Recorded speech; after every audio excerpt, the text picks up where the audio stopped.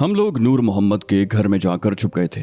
मलिक उस्मान के आदमी करामत के घर की तलाशी लेने के बाद चले गए थे। जाहिर है वो पूरे गांव की तलाशी तो नहीं ले सकते थे। फिर नाना जी ने अपना घोड़ा और तांगा औने पौने बेच दिया। वो जल्द से जल्द वहां से निकलना चाहते थे। जिस दिन वो घोड़ा बेच कर आए उस दिन वो बहुत अफसरदा थे। करामत चाचा ने पूछा, क्या हुआ खैर मोहम्मद, तुम्हारी तबीयत तो ठीक है? ये सुनकर नाना जी बच्चों की तरह बिलक बिलक कर रोने लगे। बोले, आज मैंने अपने दोस्त का सौदा कर दिया। वो घोड़ा ही तो मेरा सच्चा दोस्त था। उसी रात उन्होंने वहां से निकलने का फैसला कर लिया। करामत चाचा ने हमें अपनी बैलगाड़ी में एक अजीब सी जगह उतार दिया। मुझे नजदीक जाकर मालूम हुआ कि वो रेलवे स्टेशन है। नाना जी ने हमें बताया कि हम कराची जा रहे हैं। ये सुनकर मैं उछल पड़ा। मैंने कराची के मुताल्लिक बहुत कुछ सुन रखा था, खुद भी पढ़ा था। मुझे वो शहर देखने का शौक था। अब नाना जी ने भी वहीं जाने का फैसला कर लिया था। कराची मेरे तसव्वुर से भी ज्यादा वसीओ अरीज था। वहां की भरी पूरी सड़कें और सरबफलक इमारतें देखकर मुझे खौफ आने लगा। सड़कों पर गाड़ियों का शोर, बसों के पीछे भागते हुए लोग और गाड़ियों का कसीफ धुआं। कराची का जो तसव्वुर था वो पाश पाश हो गया। मैं तो समझ रहा था कि कराची जन्नत का नमूना होगा, मगर यहाँ तो किसी को किसी की परवाह ही न थी। मैंने नाना जी का हाथ मजबूती से पकड़ लिया। नाना जी भी शायद पहली मर्तबा कराची आए थे, इसलिए बहुत घबराए हुए थे। अम्मा भी सहमी हुई थी। मैंने कराची की औरतों को देखा तो मुझे एहसास हुआ कि मेरी अम्मा बहुत हसीन है। अगर वो भी उन औरतों की तरह खूबसूरत कपड़े पहन लेती तो बिल्कुल शहजादी लगती। मुझे उन लोगों पर भी गुस्सा आ रहा था जो अम्मा को घूर घूर कर देख रहे थे। अजीब लोग हैं, मैंने सोचा। आखिर ये अम्मा को क्यों घूर रहे हैं? नाना जी किसी न किसी तरह स्टेशन की इमारत से बाहर निकल आए। हमें देखकर एक गाड़ी हमारे नजदीक आकर रुकी। ड्राइवर ने गर्दन खिड़की से बाहर निकाल कर पूछा, कहाँ जाना है बाबूजी? नाना जी ने जल्दी से कहा, बेटा मुझे सब्जी मंडी जाना है। वहां मेरा यार गुलाम कादिर कागज की थैलियां बेचता है। अगर तुम सब्जी मंडी जाते हो तो उसे जानते होगे। ड्राइवर जोर जोर से हंसने लगा। बोला, वो किसी पिंड या तहसील की सब्जी मंडी नहीं है बाबा जी, ये कराची है। यहाँ की सब्जी मंडी इतनी बड़ी है कि अंदर घुस जाओ तो फिर वापसी का रास्ता न मिले। खैर मैं तुम्हें सब्जी मंडी पहुंचा दूंगा, 30 रुपए होंगे। नाना जी बौखलाकर बोले, 30 रुपए? इतने पैसे तो वो 10 दिन में कमाते थे। बोले, नहीं बेटा ये बहुत ज्यादा हैं, मैं किसी और से बात कर लेता हूँ। ड्राइवर ने कहा, अच्छा चलो 20 दे देना। अम्मा जल्दी से बोली, बैठ जाओ बाबा, हम लोग यहाँ कब तक खड़े रहेंगे? वो दरअसल उन लोगों की नजरों से खौफजदा थी जो उन्हें मुसलसल घूर रहे थे। नाना जी खुद भी घबराए हुए थे, इसलिए उस गाड़ी में बैठ गए। हमारी हवेली में इससे अच्छी गाड़ियां थीं, इसलिए मुझे ज्यादा मजा नहीं आया। मैं तो सारा वक्त खिड़की से सर बाहर निकाले पीछे की तरफ भागती हुई सड़क और भांत भांत की गाड़ियां देखता रहा। सब्जी मंडी पहुंचकर नाना जी मजीद घबरा गए। वहां बगैर पते के किसी आदमी को ढूंढना ऐसा ही था जैसे भूसे के ढेर में सुई तलाश करना। सब्जी मंडी वाकई इतनी बड़ी थी कि उसमें अगर मैं चला जाता तो शायद वापसी का रास्ता न मिलता। नाना जी ने एक अक्लमंदी की कि अपने दोस्त गुलाम कादिर का पता उन्हीं लोगों से पूछा जो कागज की थैलियां और लिफाफे बेच रहे थे। आखिर एक दुकानदार ने गुलाम कादिर का पता बता ही दिया। वो नाना जी को देखकर हैरान रह गए। बोले, अरे खैर मोहम्मद तुम, और ये कुलसूम बेटी है ना? उसने अम्मा की तरफ इशारा किया। फिर वो मेरी तरफ मुतवज्जे हुआ। बोला, ये कौन है? उसके सवाल पर मुझे बहुत गुस्सा आया कि वो मुझे नहीं पहचानता। नाना जी जल्दी से बोले, ये कुलसूम का बेटा कामरान है। वो हैरान हुआ। बोला, तो क्या कुलसूम की शादी भी हो गई? नाना जी ने कहा, यार तुम तो बरसों से गांव नहीं आए, तुम्हें कैसे मालूम होता कि कुलसूम की शादी हुई या नहीं? गुलाम कादिर हमें लेकर जिस जगह पहुंचा उसे वो घर कह रहा था। मैं हैरान रह गया कि शहर में ऐसी जगह भी होगी। क्या गुलाम कादिर को रहने के लिए यही जगह मिली थी? यहाँ इतनी बहुत सारी तो इमारतें थीं, उसे उन इमारतों में कहीं भी जगह न मिली। ये जानकर तो मेरा दिल बैठने लगा कि हम भी इसी जगह रहेंगे। फिर नाना जी ने गुलाम कादिर के कहने पर फलों का ठेला लगा लिया। अम्मा चूंकि 8 जमातें पढ़ी हुई थी इसलिए वो घर ही पर मोहल्ले की लड़कियों को पढ़ाने लगी। यूं किसी न किसी तरह हमारी जिंदगी की गाड़ी घिसटने लगी। नाना जी और अम्मा दोनों की यही कोशिश थी कि मैं पढ़ लिख कर बड़ा आदमी बनूं। मैं खुद भी अपने आप को बड़ा आदमी समझता था। मेरे हम उम्र लड़के कोई ना कोई काम करते थे। कोई बच्चों के स्कूल के सामने ठेला लगाता, कोई किसी कारखाने में काम करता, कोई अखबार बेचता। मैं उन सब में सबसे ज्यादा खुश नसीब था कि पढ़ रहा था। अम्मा ने मुझे किसी सरकारी स्कूल में दाखिल नहीं करवाया था, बल्कि मैं एक महंगे स्कूल में पढ़ रहा था। नाना जी और अम्मा मेरी तालीम के अखराजात पूरे करने के लिए क्या क्या जतन करते थे, मैंने कभी इस बात पर गौर ही नहीं किया, या फिर उन लोगों ने मुझे किसी बात पर गौर करने का मौका ही न दिया। मैं यूं ही हंसता खेलता मैट्रिक में पहुंच गया। एक दिन नाना जी की तबीयत अचानक खराब हो गई। उन्हें लेकर अब्बासी शहीद अस्पताल चला गया। वही हमारे नजदीक था। वहाँ ये भयानक इंकशाफ हुआ कि नाना जी को कैंसर है और वो मुश्किल से 2-3 हफ्तों के मेहमान हैं। वो बेचारे जाने कब से तकलीफ सह रहे थे, मगर इस खौफ से कभी डॉक्टर के पास न गए थे कि वहाँ जाकर खामखा पैसे ही खर्च होंगे। फिर मुश्किल से 20 ही दिन गुजरे थे कि नाना जी मुझे और अम्मा को हमेशा के लिए तन्हा छोड़ गए। नाना जी के दोस्त गुलाम कादिर ने उनका ठेला बेच दिया और कुछ रकम अपने पास से मिलाकर अम्मा को एक सिलाई मशीन ला दी। अब अम्मा बच्चों को पढ़ाने के साथ साथ मोहल्ले वालों के कपड़े भी सीने लगी। न जाने उन्होंने सिलाई और कढ़ाई कब सीखी थी। चंद ही महीने में अम्मा इतने बेहतरीन कपड़े सीने लगी कि मैं भी हैरान रह गया। एक दफा अम्मा ने मोहल्ले की एक छोटी सी लड़की की इतनी खूबसूरत फ्रॉक सी कर दी कि मैं अशश कर उठा। वो फ्रॉक इतनी खूबसूरत थी कि अम्मा के पास दूर दूर से काम आने लगा। स्कूल में मेरा एक दोस्त हमीद भी था। उसकी एक बड़ी गारमेंट फैक्ट्री थी। सदर में उनकी एक दुकान भी थी। एक दफा मैं हमीद के साथ दुकान में बैठा हुआ था कि एक आदमी वहां आया। उसके हाथ में एक बड़ा सा ब्रीफकेस था। उसने ब्रीफकेस से 2-3 बहुत खूबसूरत फ्रॉकें निकाली और हमीद के मैनेजर के सामने रख दी। मैं दिलचस्पी से उसे देख रहा था। बाद में मालूम हुआ कि वो फ्रॉकों के कुछ सैंपल लेकर आया था। अचानक मेरे जहन में झमाका सा हुआ कि अगर अम्मा कपड़े सिए और मैं दुकानों पर बेचूं तो बहुत फायदा होगा। मैंने अम्मा के सामने ये तजवीज रखी तो वो भी राजी हो गई। फिर हमीद ही के जरिए मैंने गारमेंट की सप्लाई का काम शुरू कर दिया। सिर्फ 1 साल में हम वो इलाका छोड़कर नॉर्थ नाजमाबाद में शिफ्ट हो गए। अम्मा ने कुछ लड़कियां मुलाजिम रख ली और खुद सिर्फ डिजाइनिंग करने लगी। मुझे अफसोस होता था कि मुझे ये ख्याल पहले क्यों ना आया। नाहक अम्मा को इतनी तकलीफ थी। वो अब भी दिन रात मेहनत करती थी। मैं उन दिनों बीए के इम्तिहान से फारिग होकर माँ का हाथ बटाने के लिए ज्यादा से ज्यादा फैक्ट्री में गुजारता था। उन्हीं दिनों एक ऐसा वाकया रूनुमा हुआ जिसने मेरी जिंदगी का रुख ही मोड़ दिया। यास्मीन को पहली दफा मैंने अपनी फैक्ट्री में देखा था। मैंने उसे देखा तो देखता ही रह गया। वो थी ही इतनी हसीन। उस वक्त वो किसी बात पर हंस रही थी। मैंने शिफ्ट इंचार्ज नफीसा बेगम से उसके बारे में पूछा तो उन्होंने बताया कि उस लड़की का नाम यास्मीन है। अच्छे खाते पीते घराने से ताल्लुक रखती है। यहाँ तो डिजाइनिंग के शौक में आती है। फिर यास्मीन गैर महसूस तरीके पर मेरे नजदीक आती गई, यहाँ तक कि हम एक दूसरे के लिए लाजिम व मलजूम हो गए। मैंने दिल ही दिल में फैसला कर लिया कि यास्मीन को हमेशा के लिए अपनाऊंगा। अम्मा से मैंने बात की तो उन्होंने सख्ती से मेरी मुखालिफत की और बोली, तुम पहले अपनी तालीम मुकम्मल करो, फिर शादी के बारे में सोचना। अभी तो तुम्हें मुकाबले के इम्तिहान में भी बैठना है। मैंने कहा, वो इम्तिहान मैं शादी के बाद भी दे सकता हूँ। अम्मा ने हतमी लहजे में कहा, देखो कामी, बात असल में ये है कि मुझे वो लड़की पसंद नहीं। मैं फट पड़ा। कहा, क्या खराबी है उसमें? अम्मा चीख कर बोली, कोई खराबी हो या ना हो, मगर मुझे वो लड़की पसंद नहीं है। मैंने भी चीख कर कहा, ठीक है, फिर मैं ये घर ही छोड़ देता हूँ। मैं बाहर की तरफ चल दिया। पीछे से अम्मा की घुटी घुटी चीख सुनाई दी, कामी। मैंने मुड़कर देखा, वो खड़े कद से फर्श पर गिर पड़ी। मैं झपट के उनके पास आ पहुंचा। वो उखड़े उखड़े से सांस ले रही थी, चेहरा पसीने में तर था। उन्होंने बमुश्किल कहा, कहाँ जा रहे थे बेटा? अपनी माँ से नाराज होकर घर छोड़कर जा रहा था। तुझ पे यास्मीन जैसी 10 लड़कियां कुर्बान कामी। तू उनकी हालत मजीद बिगड़ गई। मैंने चीख कर मुलाजिम को आवाज दी, ज़हूर, डॉक्टर को फोन करो, अम्मा की तबीयत बहुत खराब है। डॉक्टर ने आकर अम्मा का मुआयना किया और सर झुकाकर बोला, I am sorry mister Kamran. मैंने कहा, यू मीन? डॉक्टर ने कहा, यस आई मीन इट, और वो अपना बैग उठाकर बाहर निकल गया।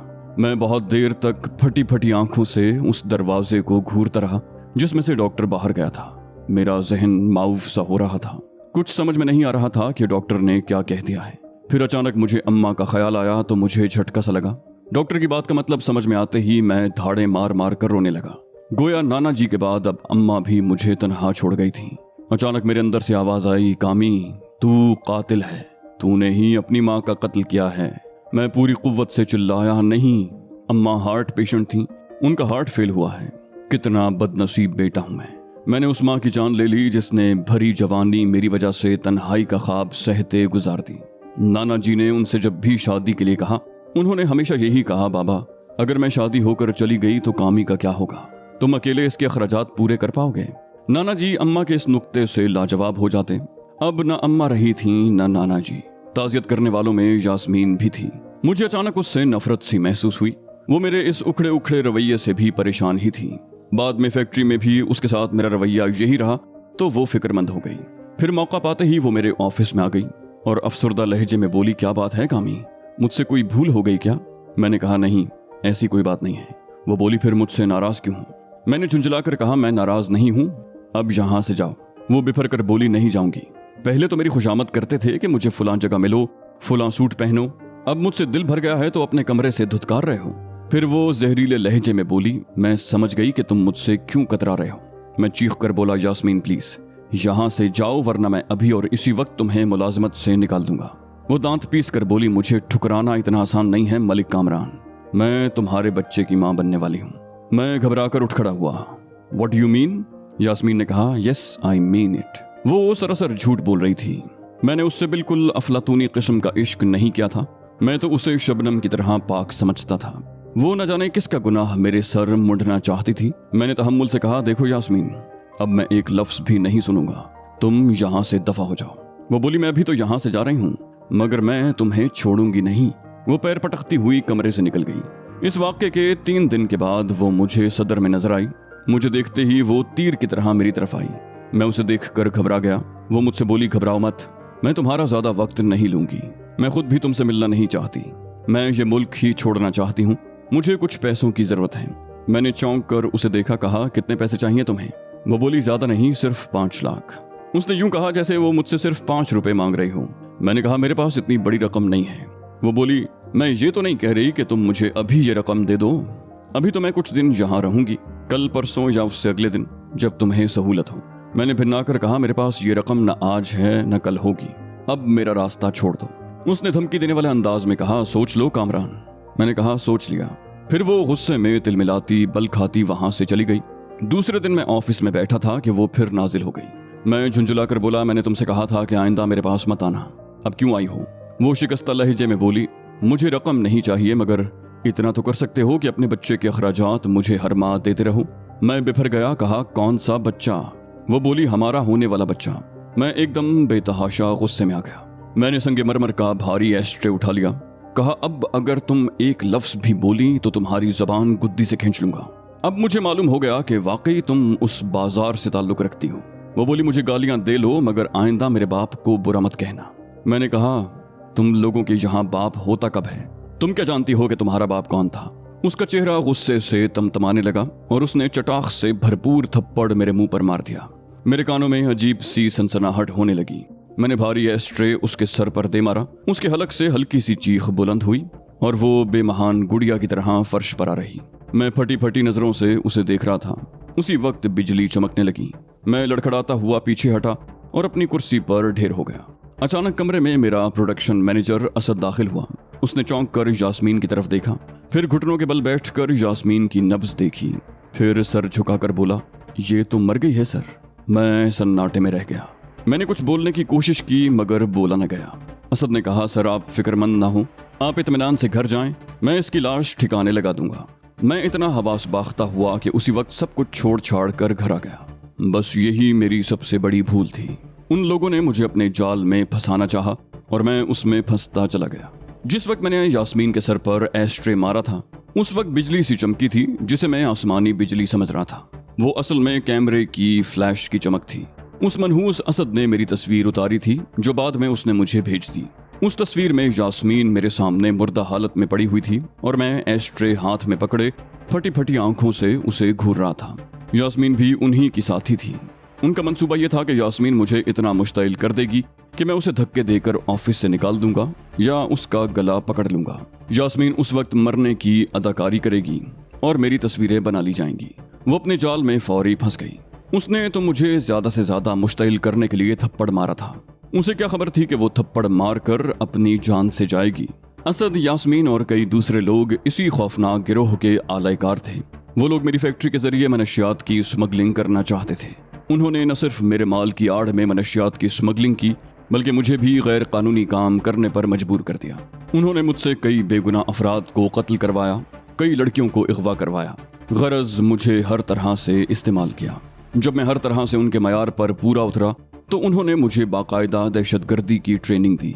उनके पास किराए के गोरीलों का पूरा दस्ता था। वो भारी मुआवजा लेकर छोटे मुल्कों में बदअमनी फैलाते थे, हुकूमतों के तख्ते उलटते और हुकूमतों के राज चोरी कराते थे। मैं गर्दन गर्दन इस दलदल में फंस गया था। अब मैं चाहता भी तो उनके चुंगल से नहीं निकल सकता था। मैं फैक्ट्री पर तवज्जो नहीं दे पा रहा था, इसलिए मैंने फैक्ट्री अपने ही गिरोह के एक आदमी के हाथ फरोख्त कर दी। वो दिन मुझे हमेशा याद रहेगा। मैं अभी सो ही रहा था कि फोन की घंटी बजने लगी। मैंने नीम गनूदगी की हालत में हाथ बढ़ाकर रिसीवर उठा लिया। दूसरी तरफ से बॉस था। मैं उसे सिर्फ आवाज से जानता था। मैं एकदम मुस्तैद हो गया। बॉस ने गंभीर लहजे में मुझे कहा, हेलो ईगल। ईगल मेरा कोड था। मैंने कहा, eagle is on the line. Boss ने कहा, आज रात 9 बजे लुफ्थांसा एयरलाइन की फ्लाइट से ग्लोरिया कराची पहुंच रही है। उसके पास तुम्हारे लिए एक मैसेज है। मैंने कहा, मैं उसे कैसे पहचानूंगा बॉस? बॉस ने मेरे लिए एक फाइल भिजवाई थी। उस फाइल में पाकिस्तान के एक अहम आदमी की तस्वीर थी। वो तस्वीरें अगर न भी होती तो भी मैं उसे पहचान लेता, क्योंकि वो मुल्क का मशहूर मारूफ शख्स था। उस फाइल में मेरे लिए एक असाइनमेंट था। मुझे उस शख्स को ठिकाने लगाना था। वो शख्स मुल्क में इतना हरदिल अजीज था कि मुल्क के बासर सियासतदानों, आला अफसरों और बददियानत ताजिरों की आंख में कांटे की तरह चुभ रहा था। अब बॉस ने उसके कत्ल के अहकामात सादिर कर दिए थे। मैं देर तक इसी सिलसिले में सर खपाता रहा। इस कत्ल से ना मुझे फायदा था, ना मुल्क और कौम को। हाँ, उन लोगों को जरूर फायदा था जो उस सियासी शख्सियत से खतरा महसूस कर रहे थे। मैं अगर उसका हुक्म मानने से इनकार कर देता तो वो ये काम किसी और से ले लेता। बहुत ज्यादा गौर करने के बाद एक तरकीब मेरे जहन में आ गई। मैंने फैसला किया कि मुल्क की उस अहम शख्सियत को पहले गोली मारूंगा, फिर उसके घर को आग लगा दूंगा। मैंने पहले उसके मामूलात नोट किए। वो मंजर-ए-आम पर बिल्कुल नहीं आता था। आखिर बहुत छानबीन करने के बाद मुझे एक ऐसी बात का इल्म हुआ कि मैं खुशी से झूम उठा। इस बात का इल्म अगर दूसरे लोगों को हो जाता तो शायद वो लोग बहुत पहले उस शख्सियत को ठिकाने लगा चुके होते। वो साहब हर जुम्मे की रात को अपनी वालिदा से मिलने उनके घर जाते थे। ये मुलाकात खुफिया नौयत की होती थी, क्योंकि कदम कदम पर उनके दुश्मन बैठे हुए थे। वालिदा के पास वो बगैर किसी प्रोटोकॉल के जाते थे। मैंने अपने मंसूबे को आखिरी शक्ल दी और जुम्मे की रात को उनकी वालिदा के घर पहुंच गया। वो उस वक्त वुजू करके नमाज पढ़ने की तैयारी कर रहे थे। मुझे एकदम याद आ गया कि वो न सिर्फ 5 वक्ता नमाजी हैं, बल्कि तहज्जुद की नमाज भी अदा करते हैं। वो नमाज के लिए खड़े हुए तो बिल्कुल मेरे निशाने की जद पर थे। मैंने निशाना लिया और ट्रिगर दबाना चाहा, लेकिन मेरा हाथ खुद ब खुद रुक गया। वो नमाज खत्म करने के बाद दुआ मांग रहे थे। उनकी दुआ का एक एक लफ्ज आज भी मेरे जहन पर नक्श है। वो बुरी तरह रोते और गिड़गिड़ाते हुए कह रहे थे, या रब्बुल आलमीन, मैं तेरा गुनाहगार बंदा हूँ, मुझ पर रहम फरमा। या अल्लाह, तू मेरे वतन पर रहम फरमा। तू मेरे वतन के लोगों को भी शादो आबाद रखना। ऐ अल्लाह, तू पाकिस्तान की हिफाजत फरमा और दुनिया में उसका मर्तबा बुलंद फरमा। उनकी दुआ के अल्फाज सुनकर मैं सन्नाटे में रह गया। मुझे हैरत थी कि ऐसे भी लोग हैं जो अपनी पूरी जिंदगी मुल्क और कौम के लिए वक्फ कर देते हैं और दुआ भी मांगते हैं तो अपने लिए नहीं बल्कि अपनी कौम और मुल्क के लिए। मैंने अपने तौर पर मालूमात की थी तो मालूम हुआ था कि इन साहब की पूरी जिंदगी वतन और अहले वतन की खिदमत से इबारत थी। मेरा हाथ बुरी तरह कांपने लगा और रिवॉल्वर मेरे हाथ से छूटकर नीचे गिर पड़ा। उन्होंने चौंक कर मुझे देखा और बोले, तुम्हें यहाँ कुछ भी नहीं मिलेगा बेटा, खामखा मेहनत मत करो। मैंने गुलूगीर लहजे में कहा, मुझे यहाँ से बहुत कुछ मिल चुका है सर। फिर मैंने उन्हें मुख्तसरन बता दिया कि मैं कौन हूँ और किस मकसद के तहत वहाँ आया हूँ। वो देर तक मेरी बातों पर गौर करते रहे, फिर पुरख्याल अंदाज में बोले, मैं तुम्हारा शुक्रगुजार हूँ बेटा कि। मैंने उनकी बात काट दी। कहा, सर प्लीज, आप जैसे आदमी के मुंह से इस किस्म की बातें सुनकर अजीब लगता है। मेरी एक दरख्वास्त है सर, आइंदा आप जहाँ भी जाएं पूरे प्रोटोकॉल के साथ जाएं और बगैर किसी पेशगी इत्तला के जाएं। आप हमारा सरमाया है सर। वो हंसकर बोले, ओके ओके, आइंदा से मैं तुम्हारी बातों पर अमल करने की कोशिश करूंगा। मैं वहां से लौटा तो खुद को बहुत हल्का फुल्का महसूस कर रहा था। ऐसा लग रहा था जैसे कोई बहुत बड़ा बोझ सर से हट गया हो।